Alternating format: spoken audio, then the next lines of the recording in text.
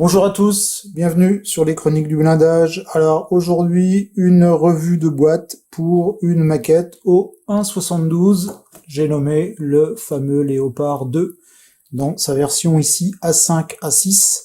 Maquette de chez Border Model, donc au 1.72, avec une boîte, comme on le voit, assez conséquente pour un modèle au 72e. Allez, sans plus attendre, on regarde ce qu'on a à l'intérieur. Des grappes. Je m'attendais pas à trouver des grappes. Alors, on a des grappes dans un plastique gris. Ici, on a la tourelle. Donc, tout ça est bien emballé, bien protégé. On a aussi une notice de montage. On verra ça donc tout à l'heure. Et puis, on a une petite pochette avec un petit peu de photodeck et les décalques. On verra ça également tout à l'heure. Allez, on va commencer par regarder les grappes. Alors, on va trouver 6 grappes dans le kit. Grappes en plastique gris un petit peu plus foncé que ce qu'on a l'habitude de trouver dans les maquettes Trumpeter notamment. Alors, on commence avec le châssis et le bas du châssis et le haut de la tourelle. Donc maintenant, aujourd'hui, ce qu'on trouve dans le commerce en termes de nouveaux kits, on est plutôt sur des engins de qualité, enfin des moulages de qualité. Et ici, la maquette Border Model ne fait pas exception. Alors, ce que l'on peut voir tout de suite, c'est, je vous fais un gros plan. Voilà, vous voyez, on a toutes les soudures, par exemple, ici. Voilà, on les voit ici, toutes les soudures qui sont situées. Alors, c'est sous la caisse. Malheureusement, on verra pas grand-chose, sauf si vous faites un engin retourné, ce qui est quand même assez rare et ce qui serait bien dommage. Mais c'est pour vous dire le souci du détail, sachant qu'on est au 72e, les soudures ne sont pas, sont très bien représentées, hein, elles ne sont pas surdimensionnées, comme on pourrait s'attendre peut-être à les trouver sur une maquette somme toute assez petite. Voilà. Ensuite, le bord de la caisse avec les orifices pour les bras de suspension. J'étais en train de regarder si j'étais toujours dans le champ. Oui, c'est bon. Donc c'est du beau moulage. C'est de la qualité. Alors avec ici un moule qui est quand même un petit peu compliqué parce que quand on voit le découpe des carottes de maintien, là, on a quand même quelque chose. Alors, je pense qu'on est sur un moule à tiroir, hein, puisqu'on a un peu de la dépouille, de la contre-dépouille. Il y en a un petit peu dans tous les sens. Le haut de la tourelle, eh bien, pour le haut de la tourelle, on est exactement sur le même type de qualité. Hein. On a toutes les petites trappes qui sont bien moulées. Alors, on a les poignées des trappes qui sont représentées par un morceau de plastique, bien entendu, hein, mais alors soit on les laisse comme ça et par un artifice de peinture on arrive à en faisant en sorte que la poignée soit plus claire que son centre, on arrivera à simuler l'effet poignée. Sinon on les refait en fil de cuivre, hein. Ça n'est pas très très compliqué. Alors on voit encore ici voilà, les soudures qui sont absolument magnifiques. C'est une belle maquette, hein, très belle maquette. Il y a très très longtemps que j'ai pas fait de maquette au 72e, mais très franchement, moi sur la dernière que j'ai montée, c'était peut-être bien du Matchbox d'ailleurs. Effectivement, là, on voit la différence, l'évolution des technologies. Donc, je vous parlais des cordons de soudure qui sont absolument nickel. Alors, je vais pas vérifier si les panneaux étaient conformes à l'original, hein, mais voilà. Donc, et puis donc, on a aussi toutes les lignes de rivets qui sont vraiment très très bien représentées et des rivets qui sont hyper fins. Allez, on met ça de côté.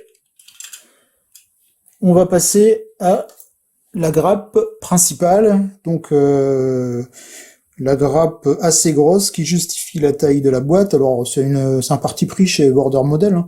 Ils auraient très bien pu faire 2 grappes à la place d'une. Bon, ils en ont fait une, voilà. Et donc on va trouver sur cette grappe les flancs de caisse, tout ce qui est bras de suspension. On va trouver donc l'arrière de caisse avec tous les éléments caractéristiques, et notamment les bavettes qui sont assez fines, hein, qui sont même très fines, très très fines. Pour moi, il y a pas de nécessité de les refaire. Elles sont vraiment très fines. On va avoir le canon qui est d'une seule pièce.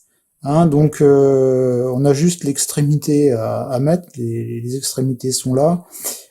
Et puis bien sûr alors on a le joint à poncer qui n'est pas énorme, mais c'est toujours un peu délicat de poncer les joints de canon parce qu'il faut éviter de les ovaliser, donc faut y aller tranquille.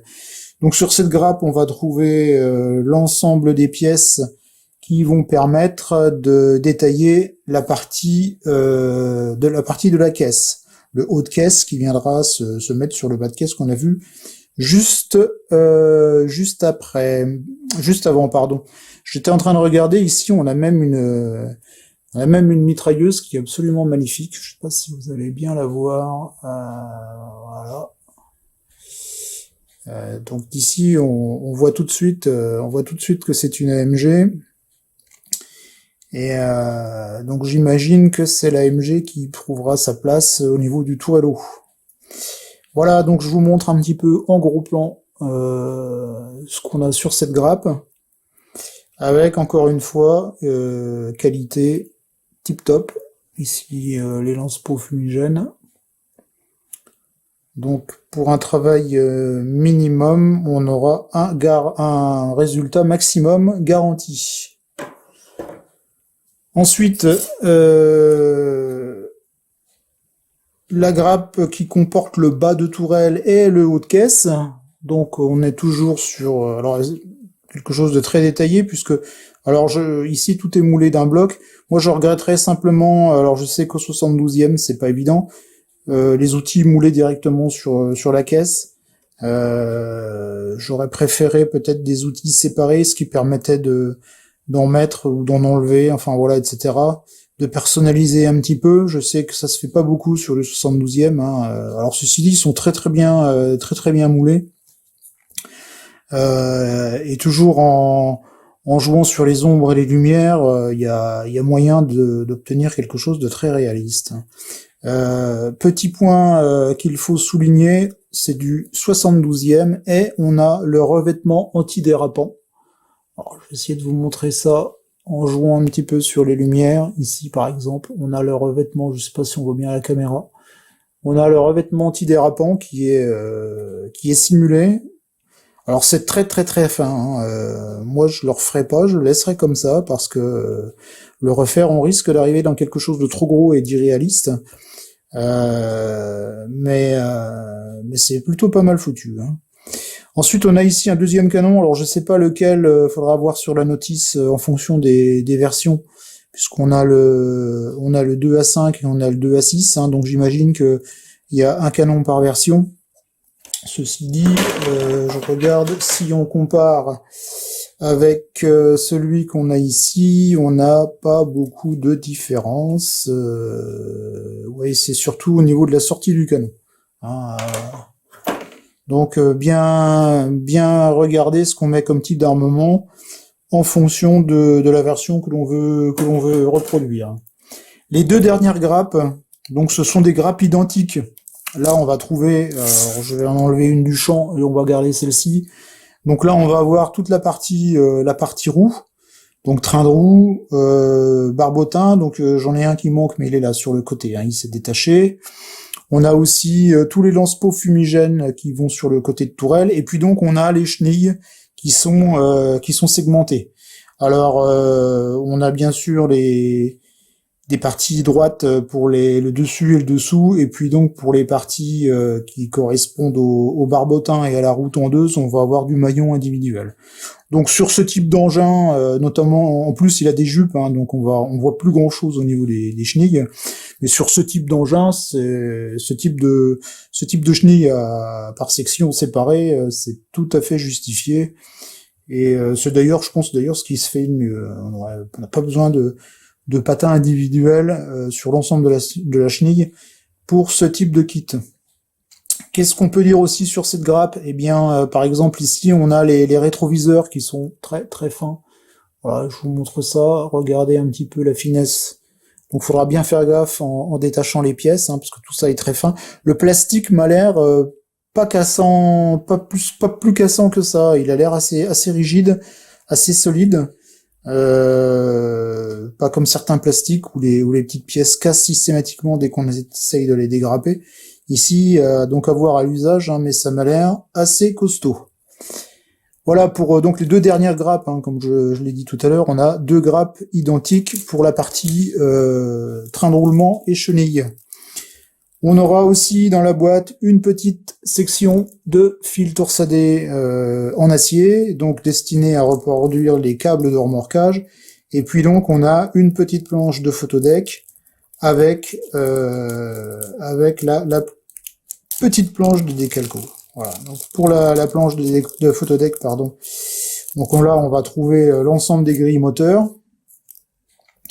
Alors c'est hyper fin, très franchement c'est vraiment très joli. Très très joli. Je vous montre ça. Voilà, c'est vraiment bien foutu.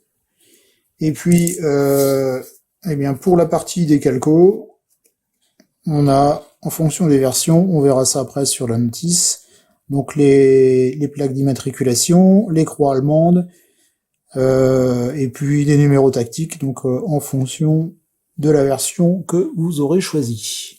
Je vous fais un plan plus gros pour que vous puissiez, voilà, apprécier.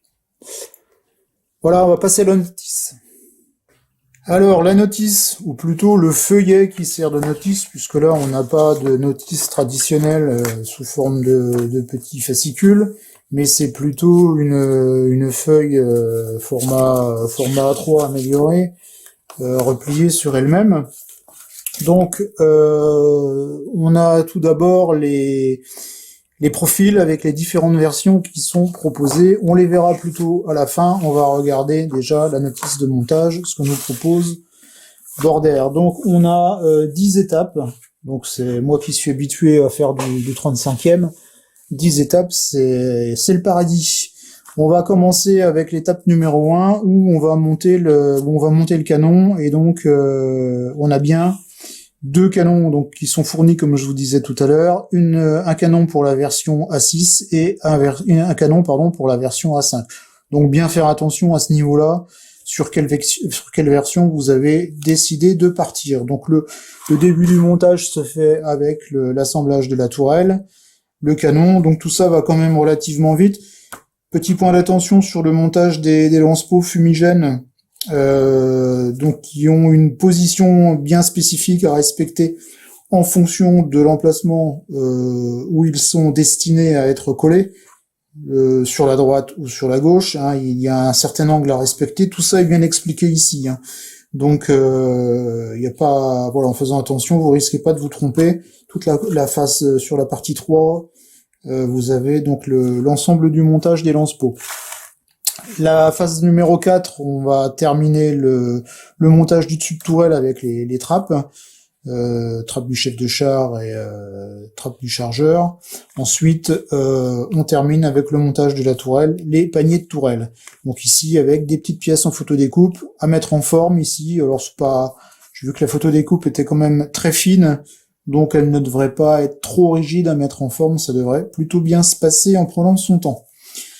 Sur la partie numéro 6, on va être sur le montage de la caisse, donc le bas de caisse et le haut de caisse avec les bras de suspension et les roues.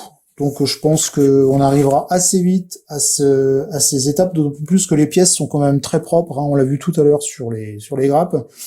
Donc en termes d'ébavurage, ça devrait être assez rapide. La partie, la phase 8, on est consacré donc au montage des chenilles. Alors, juste faire attention pour la partie avant, la partie arrière, c'est-à-dire que lorsque vous aurez démonté votre chenille, à bien respecter le sens de la chenille, parce que si vous la retournez, vous ne pourrez pas forcément la monter, puisque la partie située sur le barbotin est différente de la partie située sur la roue tondeuse. Donc bien faire attention de ce côté-là. Ici, on a, je crois que c'est 1, 2, 3, on a 3 ou 4 maillons individuels, alors qu'ici, on en a un de plus. Donc on voit tout de suite qu'il y a une petite différence à ce niveau-là. Il faudra bien respecter le sens de montage, notamment lors du montage définitif. La mise en place des élingues, hein, donc avec le petit morceau de fil de cuivre qui est fourni dans la boîte. Ici, on va retrouver la photodécoupe pour ce qui est grille d'aération de la turbine. Et puis voilà, ici on termine avec l'assemblage de la tourelle. Alors je préfère qu'on mette la tourelle plutôt après peinture. Donc on a bien ici la MG à monter dessus.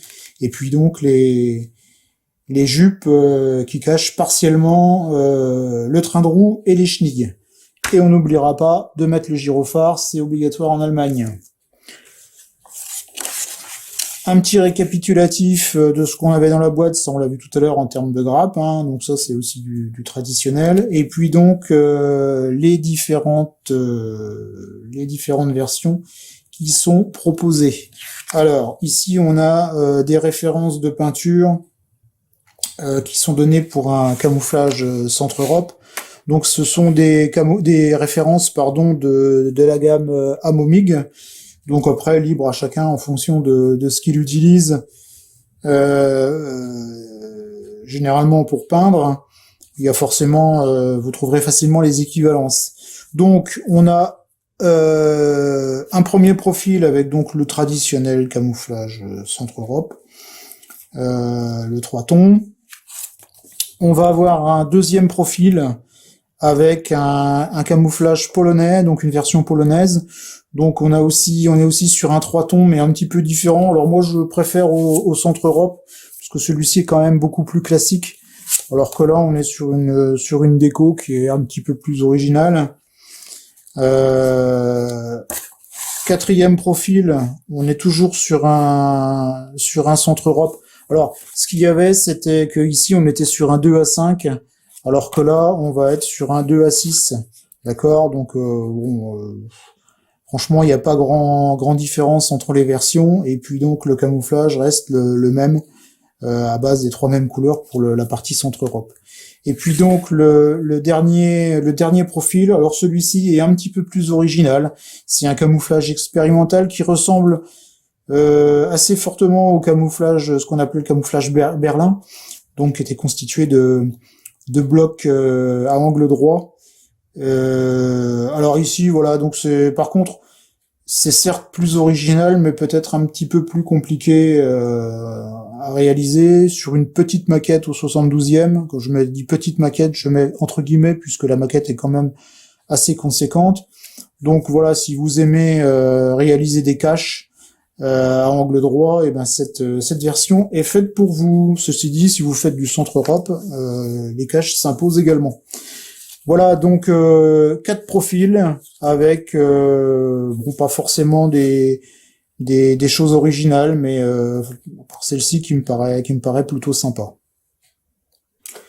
Voilà, donc une très très bonne maquette au 1/72e produite par Border Model. Donc tous les amoureux d'engins modernes ne pourront s'empêcher de passer à côté, parce que c'est quand même un très beau kit.